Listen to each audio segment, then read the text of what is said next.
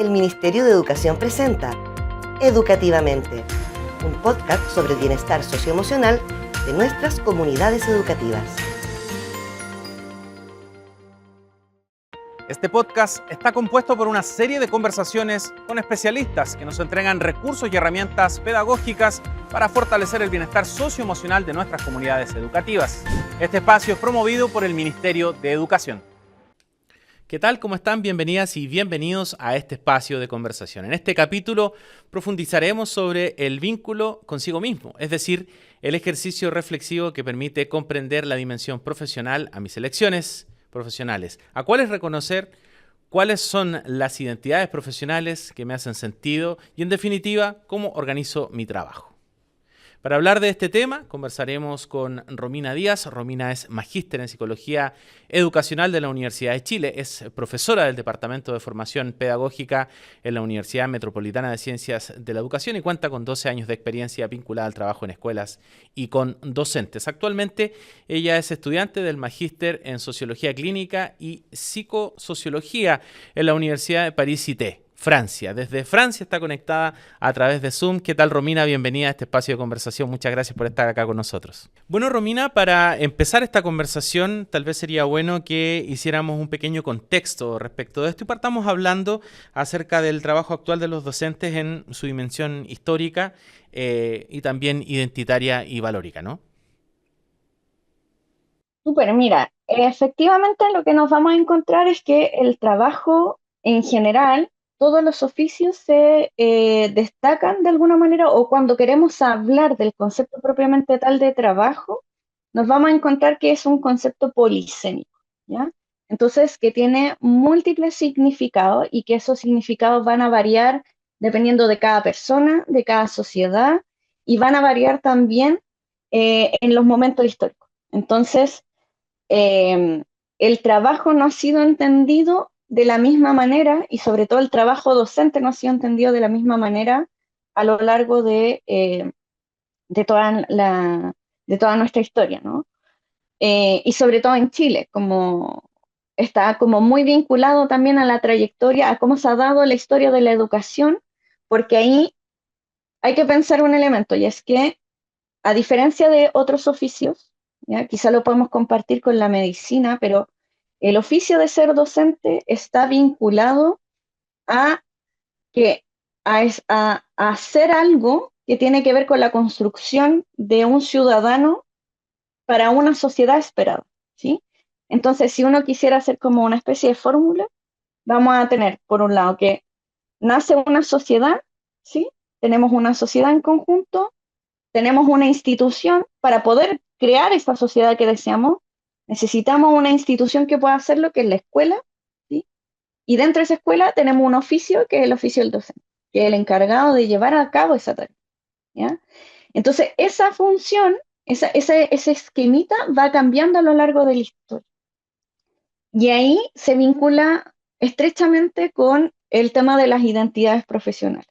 Y ahí quisiera hacer referencia a un historiador de la educación, que es Iván Núñez, que nos va a decir de que las identidades son históricas y que además van cambiando a lo largo de la historia, ¿ya? Y que cuando cambian, no es que exista un cambio abrupto, o sea, que termina una identidad y pasa otra, ¿no? Sino que vamos a encontrar que esas identidades se traslapan, ¿ya? Entre unas y otras. Entonces, al estar traslapada, un ejemplo de las identidades que están bien presentes en nuestro país tiene que ver con la idea del profesor como una vocación, ¿no? Que viene y que elige la profesión docente porque hay una vocación de ser docente y de transmitir unos conocimientos, o de que hay una vocación por el trabajo con los niños, ¿no? Y esa idea de vocación tiene un origen en lo que los franceses nos van a decir como el antiguo régimen, o sea, está ligado al mundo religioso que es previo a la instalación de la educación pública, ¿ya? Entonces después vamos a tener otra identidad súper fuerte que es con la creación de la educación pública, que es la identidad del profesor que representa al Estado, ¿sí? porque es la primera cara visible del Estado. Y esa identidad también la vamos a tener súper presente eh, porque tenemos una tradición que está siempre tensionada, pero tenemos una tradición muy fuerte de educación pública en nuestro país, aun cuando en la actualidad esté más disminuida, pero está ahí presente, no no es algo indiscutible, ¿no? Entonces, YESA, por ejemplo, entra en tensión con las identidades más actuales de los docentes, que es esta como tensión en entender si la docencia es un trabajo, es una profesión o es un oficio, ¿ya? O es un arte, ¿no? Entonces, cómo entendemos el trabajo va sin duda a modelar, ¿sí? Voy a usar la metáfora así como de artesano, va a modelar la manera en que yo construyo mi trabajo, tomo decisiones, lo planifico, estructuro límites, etc. Entonces, todo eso, todo ese como a grandes rasgos, esta línea de identidades se va a poner en juego, ¿no? Con elementos que son propios de las lógicas del trabajo actual, de las lógicas del trabajo contemporáneo, que desde los años 80 en adelante se va instaurando ese modelo que no es solo chileno, sino que es una tendencia internacional, que nos va a decir que el trabajo va a tener más características como bipolares, o sea, que vamos a tener una experiencia de trabajo que va a ser, em, que nos va a hacer sentir dos emociones. O sea, por un lado podemos amar nuestro trabajo, amar lo que hacemos, pero por otro lado, o por ejemplo, como poniéndolo bien situado en los estudiantes, podemos amar a nuestros estudiantes, podemos amar a nuestra escuela, pero al mismo tiempo vamos a detestar las planificaciones, ¿sí? O vamos a detestar los leccionarios, llenar leccionarios, ¿ya? Entonces eso hace que nuestra vivencia cotidiana al interior de las escuelas sea bipolar, ¿ya? A la vez, no solo teniendo esas emociones presentes de agrado y de desagrado, sino también vamos a tener una experiencia que es contradictoria, ¿no? Que va a estar ahí, que nos va a tensionar. Y por tanto también nos va a decir que en esta lógica del trabajo que es bivalente también, ¿no? Que pareciera que tiene dos polos, ¿sí? Que están esas dos emociones coexistiendo y conviviendo juntas en uno mismo, ¿sí? Entonces, todos esos elementos que están a la base del trabajo van orientando de alguna manera por qué uno elige ciertos trabajos y no otros, ¿sí? Em, y por qué uno se mantiene en esos trabajos. Romina, y para hablar un poco de esto que es parte de tu contexto, ¿no? De este vínculo con uno mismo en el ámbito laboral. ¿Cómo se trabaja ese vínculo con uno mismo en el ámbito laboral? ¿Cuáles son las claves o tal vez las guías que tú podrías entregar para trabajar el vínculo con uno mismo en el espacio laboral?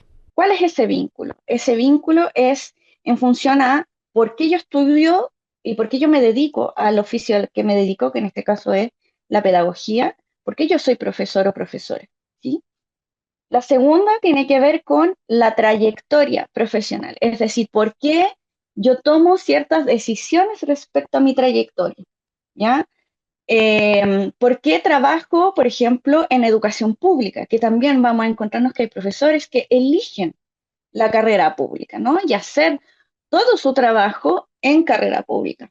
Y hay otros que dicen, no, yo prefiero estar, por ejemplo, en contextos más desfavorecidos, ¿no es cierto? Hay otros que te van a decir, yo prefiero trabajar en contexto carcelario o trabajar en contexto hospitalario. Entonces, esa es una decisión personal, es respecto a cómo yo voy a estructurar mi carrera profesional. Y lo otro es por qué yo me mantengo en ese lugar, ¿ya? ¿Por qué yo me mantengo en ese espacio profesional y no estoy en otra parte haciendo otra cosa, ¿sí? Y desde ahí, ¿por qué es importante tener esto presente? Porque cuando nos encontramos a temáticas que puedan ser difíciles o complejas, como la gran fuga que tenemos de profesores en nuestro país y a nivel internacional, que deciden irse del sistema, es porque ahí encontramos un elemento que no está siendo trabajado. ¿Ya? Vamos a encontrar profesores que nos van a decir, mira, yo aprendí tales cosas en la universidad y la realidad a mí me muestra otra cosa. Y esa otra cosa yo no puedo, no sé qué hacer con eso. Entonces yo prefiero irme del sistema y dedicarme a hacer cualquier otra cosa que estar haciendo eso. Entonces, desde ahí aparece un poco obvio, pero no es tan obvio que hay que trabajar cuáles son esas decisiones que uno ha tenido para poder sostenerse en ese espacio de trabajo. Porque finalmente uno hace una formación para irse perfeccionando, para ir mejorando ese oficio y para mantenerse en el tiempo, ¿no? No para estar cambiando tantas veces, aun cuando exista la idea de que uno puede reinventarse constantemente. En la práctica no es tan así. La gente estudia algo o se dedica a algo y eso lo hace a lo largo de toda su vida, hasta que terminan como los años de trabajo. Entonces, creo que por ahí va un poco como la relevancia del vínculo con uno mismo. Claro. Y creo que olvidé la otra parte de la pregunta. Sí. No, sí, estábamos hablando, o yo te pregunté, el vínculo con uno mismo en el espacio docente. Y ahí tú diste varias salidas respecto de aquello. Y esto de convertirse en docente, también ese vínculo con uno mismo planteado un poco más atrás, ¿no? Tú ya planteaste cuando yo soy docente y estoy en un espacio determinado, estoy haciendo ciertas labores, tengo una cierta vocación por lo público, por ejemplo, o tengo una vocación por un espacio específico, pero antes de eso, cuando la persona decide convertirse en docente, tal vez si pudiéramos ahondar en esa parte. Sí, ahí, claro, ahí se entremezclan nuevamente elementos que son de corte más histórico y se mezcla como con algo que yo estoy aprendiendo acá en Francia, que es de un sociólogo que se llama Vincent de Gauliac, que nos dice que nosotros somos creadores de historia también, ¿no es cierto? Entonces está la gran historia de la humanidad, que es la que nos enseñan los profesores de historia, pero también está esa historia con minúscula, que es la historia que nosotros hacemos todos los días y que contribuimos a esa gran historia. Entonces, en esa articulación de las dos cosas nos vamos a encontrar de que hay a veces proyectos personales y familiares que nos dicen, ok, yo voy a elegir el camino de la pedagogía, ¿ya? Voy a contar un poco de una infidencia. Por ejemplo, yo me dedico al mundo de la educación porque para mi familia era muy importante la educación porque les dio movilidad social a toda mi familia, ¿ya? Yo provengo de una familia de campesinos y de artesanos. Entonces, estar en la escuela y ir a la educación pública para esa época les permitió el acceso a entender la vida social de otra manera, ¿sí? Entonces, que yo estudiara y que me fuera bien y estar presente en la escuela, eso es parte de mi historia y era muy importante para mi familia.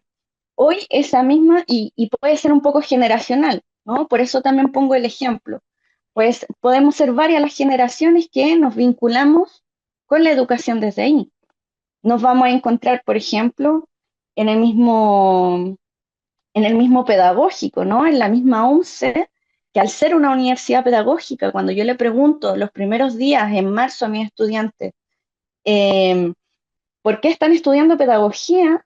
Ellos me van a decir, bueno, porque mi mamá, mi abuela, mi tío, mi primo estudian pedagogía. Entonces soy de una familia de profesores, ¿no? Entonces nos vamos a encontrar por un lado que hay un relato familiar que nos va a decir, ok, cae como obvio ser, ser profesor, o nos vamos a encontrar también con experiencias de estudiantes que nos van a decir, mira, ¿sabes qué? Yo tuve un profesor en la escuela que me marcó y yo quiero ser como él. O también yo me voy a encontrar con otros estudiantes que me han dicho, mira, yo tuve profesores que fueron horribles. Yo sufrí acoso, sufrí temas de convivencia escolar y lo pasé pésimo. Entonces estoy estudiando pedagogía porque no quiero que haya más profesores de ese tipo, ¿sí? Entonces, ahí es donde aparece como no solo tu historia como heredada, que son las de tus padres, como cómo te motivan hacia una carrera, sino también es cómo tu propia vivencia y tu experiencia escolar nutre esa construcción de ese proyecto profesional. Romina, y el tema que tiene que ver con la salud de los profesores, es decir, te vinculas contigo mismo, existen distintas razones que, como tú nos vas relatando, se van entremezclando, y en el momento de hablar sobre la salud mental del docente, ¿cómo se vincula este concepto, este tema, con la salud mental de los profesores? Sí, ahí es interesante porque voy a hacer referencia a otro sociólogo, eh, que es François Dubet, que tiene muy buenas migas con Chile desde muchos años. Y François Dubet nos va a decir, él es el que ocupa la expresión de que convertirse en docente es una alquimia compleja. Y lo va a decir porque cuando uno es profesor, ¿sí? Cuando uno le toca pararse al frente de sus estudiantes y hacer una clase, uno no solo transmite contenidos, uno también transmite valores, ¿sí? Uno transmite maneras de entender el mundo. Entonces, él nos va diciendo que esto va siendo una alquimia compleja porque se va articulando, por un lado, los contenidos, el saber que uno tiene y que uno le transmite a los estudiantes.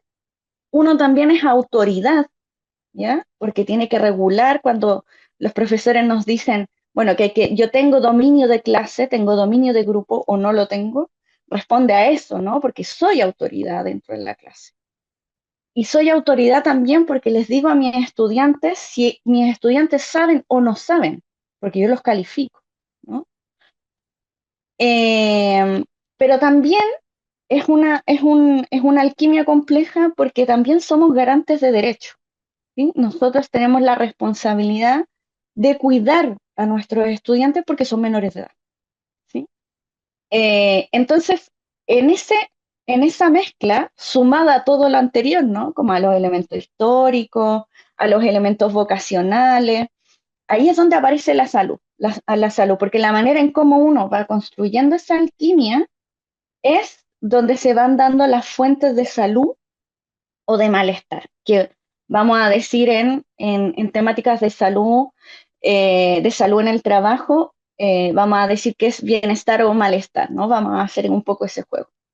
Entonces, lo complejo para hablar de la salud en el campo de los profesores es que también, si ya ser docente, el trabajo son conceptos polisémicos, la salud también lo es. Y la salud también ha ido cambiando. Entonces, lo que, lo que es interesante de poder decir desde ahí es que nos vamos a encontrar en nuestra sociedad con al menos tres discursos sobre la salud con los cuales convivimos constantemente. El primero es el más clásico, que es el que nos dicen los médicos sobre la salud como ausencia de enfermedad, ¿no? Nos vamos a encontrar con los grandes como macro ideas que son las que nos propone UNESCO, la OMS, ¿no es cierto? Respecto a que la salud la vamos a entender como este ideal que en algún momento vamos a alcanzar. Pero hay otras, que al menos la perspectiva de la cual yo trabajo, que son las clínicas del trabajo, o sea, como vinculado a las ciencias del trabajo, que es la ergonomía, vamos a decir que la salud es algo que se construye todos los días. O sea, uno puede tener en nuestra cabeza la idea de la salud, que la definición que nos propone la OMS, pero en la práctica, la manera en cómo nosotros estructuramos nuestro trabajo es lo que puede ser una fuente de salud o de malestar. Y ahí es donde se nos van cruzando los elementos, porque ahí van apareciendo pistas como cómo yo construyo los límites en mi trabajo, cuánto yo puedo hablar sobre mi trabajo en el trabajo, ¿sí? Y ahí, por ejemplo, en nuestro país tenemos una tradición de educación bien bonita respecto a conversar el trabajo colectivamente. Los profesores por décadas siempre han conversado de su trabajo, ¿sí? Eh, y el problema es que, dadas las condiciones que tenemos más o menos desde los años 80 en adelante, esas condiciones de trabajo, esa manera de entender el trabajo que se le ha impuesto a los profesores, atenta directamente con ese corazón que es tan nutritivo del trabajo docente, que es conversar colectivamente sobre su trabajo. Entonces, ¿qué es lo que ocurre en la práctica? Que el profesor igual sigue hablando de su trabajo, pero lo hace en espacios informales. Entonces, ¿dónde lo hace? En el café de la mañana, ¿ya? Cuando están en los recreos, y siempre están, oye, mira, pasa este caso con este niño, cómo se vienen las evaluaciones, si es que necesito una idea para poder pensar. Eso es hablar de su trabajo todo el rato. Entonces los profesores hablan en los espacios informales, que el café de la mañana, a la hora del almuerzo, cuando están en sus horas que son de planificación, ¿no es cierto? O horas no lectivas, ahí están hablando del trabajo. El tema, y lo que se hace complejo, es que uno podría pensar que el profesorado eh, pudiese hablarnos, pudiese hablar de su trabajo en espacios como más formales, por ejemplo, el consejo de profesores, eh, que ya por su nombre nos podría indicar que sería el espacio por excelencia para hablar de su trabajo, pero no necesariamente es así, ¿sí? Entonces ahí tenemos un choque de que el profesor no tiene tanto espacio para poder pensar colectivamente su trabajo, ¿sí? Y eso transversalmente en la ciencia del trabajo te van a decir como, si tú logras pensar tu trabajo en colectivo, es una fuente de salud en sí misma, porque te saca de ti, de tu malestar, de tu sufrimiento, y te permite compartir con el otro.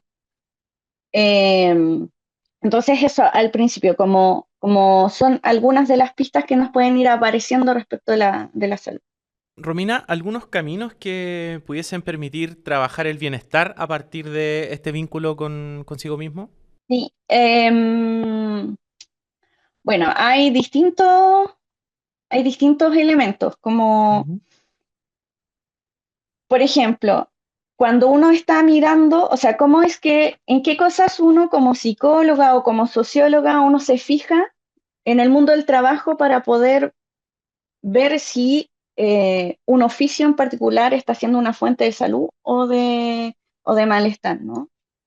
Normalmente te lo van a tipificar como la salud, o sea, en el caso docente, ¿sí? Y aquí yo voy a ocupar la tipificación de Rodrigo Cornejo, que es súper clarita.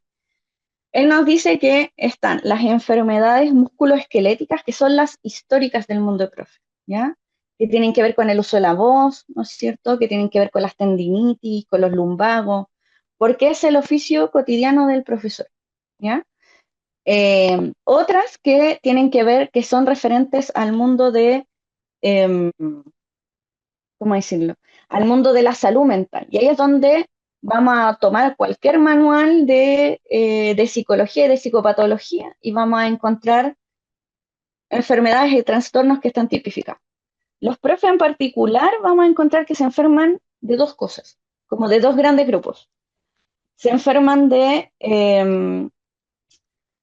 trastornos ansiosos, ¿ya? Y tienen depresión. ¿Ya? Son como los dos grupitos que vamos a encontrar. Y el tercero tiene que ver con el grupo de el bienestar y malestar propiamente tal. ¿Y por qué está aparte? Porque no es necesariamente un elemento eh, no es un trastorno propiamente tal, sino que tienen un origen en el estrés. Y el estrés es una respuesta adaptativa del cuerpo humano, ¿ya? Entonces, no es un espacio propiamente tal, no es un trastorno. Sí se transforma en un problema para nuestra salud cuando nosotros hablamos de el burnout. O sea, es cuando nuestro, Cuando ya nuestro cuerpo superamos, ya. tiene la Sí, ya capacidad, ¿no está es cierto?, superado. de decir, exacto, de decir como ya, no logro distinguir cuánto estresado estoy o cuánto no. Entonces, pistas desde ahí. como hay que identificar en el trabajo elementos que puedan ir como desde el nivel más fisiológico, ¿no? ¿Cuáles son las situaciones en mi trabajo en donde yo puedo decir que se me acelera el corazón, que me tirita el ojo, que, ¿no es cierto?, como que vamos a encontrar en casos más extremos, tenemos profesores que presentan úlceras, ¿no? La acidez, ¿no es cierto? Cuando hay porque todo eso, lo que nos han dicho los estudios del trabajo es que no es solo el cuerpo que reacciona de cierta manera, sino que eso está ligado a la estructura de trabajo que tenemos cotidianamente, ¿ya? Entonces, habría que estar pendientes de las respuestas fisiológicas a nivel del cuerpo, ¿ya? Por ejemplo, si se te cae el pelo, eso también es un síntoma de que hay algo ahí en la estructura de trabajo que no estamos abordando bien. Otro tiene que ver con nivel cognitivo, o sea, cuáles son estas ideas que empiezan a aparecer que están ligadas a nuestro trabajo. Por ejemplo, el decir, creo que esto es muy complejo, siento que esto es contradictorio. Bueno, ahí hay que detenerse y decir, bueno, ¿por qué? ¿Ya? A nivel de las emociones, ¿no? Cuando hay frases muy recurrentes en el mundo docente que nos van a decir como, me siento superado por esta situación. Lamentablemente a veces tiene que ver, me siento superado por los niños, ¿no? O con demandas más históricas que son como, me siento superado por las planificaciones, no puedo con eso. Es muy complejo de abordar de la manera en la que me la piden. Y el otro tiene que ver a nivel de las decisiones, o sea, qué tipo de decisiones yo estoy tomando para que estructuren mi trabajo, ¿ya? Entonces, ahí de lo que habría que estar pendiente es como la presencia y cómo esto va aumentando y de qué manera va impactando en el vínculo que tengo conmigo mismo, ¿no? O sea, ¿por qué estoy en el trabajo que estoy? ¿Por qué tomé esa decisión? Y si me voy a mantener en ese lugar, ¿ya? Entonces podemos decir como indicadores de alerta, ¿no? Nivel bajo, cuando yo digo eh, que esos problemas que yo tengo en la cotidianidad están presentes, pero puedo vivir con ellos. O sea que hay herramientas que yo tengo que me van a permitir lidiar con eso. A un nivel medio es cuando esas temáticas están muy presentes y el cuerpo nos empieza a hablar, ¿ya? Esto es súper concreto, o sea, llego a un aula que es un aula conflictiva para mí, que yo no sé, no tengo manejo de grupo y me empieza a doler la guata, me siento mal, llego más tarde a la sala, ¿no? O sea, hay cosas que me pasan que hace que eso no sea como tan obvio. Y la alta, en donde tenemos que, de verdad, así como yo ahí aconsejo de verdad poder tener procesos más de acompañamiento colectivo o terapéutico al respecto, es cuando uno siente que uno se encuentra con el tema que es conflictivo y se te descompuso el día, ¿ya? Y eso es porque ya el nivel de tolerancia que tenemos frente a esa temática nos está, nos está superando. Entonces ahí el filo entre sentirnos de esa manera que nos descompone y el burnout es muy delgado. Es muy delgado. Ujú. Bueno, Romina, queremos agradecerte la presencia, el contacto también para hablar de este tema y poder también entregar algunas claves acerca de tu experiencia y también tu conocimiento en el tema para que otros docentes que nos pueden estar viendo o escuchando tengan una orientación y puedan también trabajar este tema del vínculo y también trabajarlo orientado hacia el bienestar socioemocional. Muchísimas gracias, Romina. Muy amable. Y muchísimas gracias a ustedes que nos están viendo o escuchando por distintas plataformas. Los invitamos a seguir revisando otros capítulos de esta serie de conversaciones y nos volvemos a reencontrar en otro capítulo. Nos vemos. Este podcast está conformado por una serie de conversaciones con especialistas que nos entregan recursos y herramientas formativas, pedagógicas que fortalecen el bienestar socioemocional de nuestras comunidades educativas. Las y los invitamos a seguir viendo este espacio que es promovido por el Ministerio de Educación. el Ministerio de Educación presentó Educativamente, un podcast sobre el bienestar socioemocional de nuestras comunidades educativas. Ministerio de Educación, Gobierno de Chile. Chile avanza contigo.